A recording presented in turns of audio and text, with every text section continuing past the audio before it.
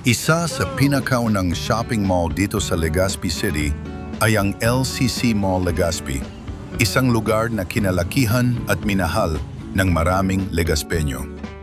Bago pa man dumami ang malalaking malls, nandito na ang LCC, tahimik pero buhay, simple pero kumpleto.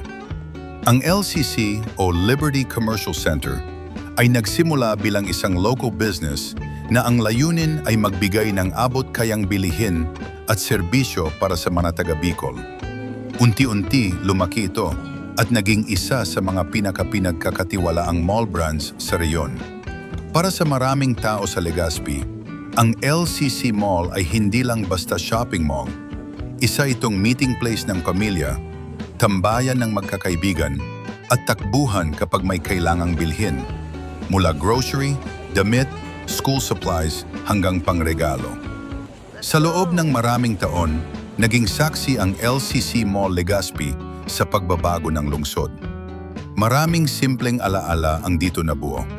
Unang gala kasamang barkada, unang sweldo na ginastos sa mall, at mga weekend na kasamang pamilya.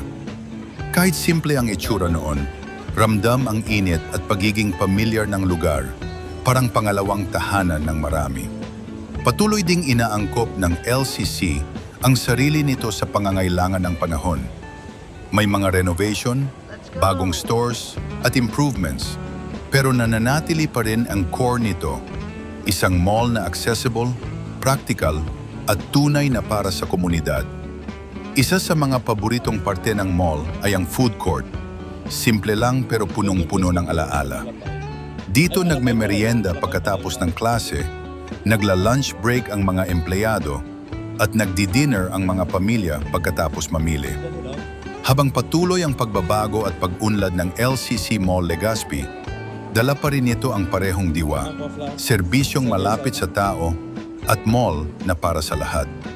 At sa huling clip na ito, makikita ninyo ang dating itsura ng food court bago ang renovation.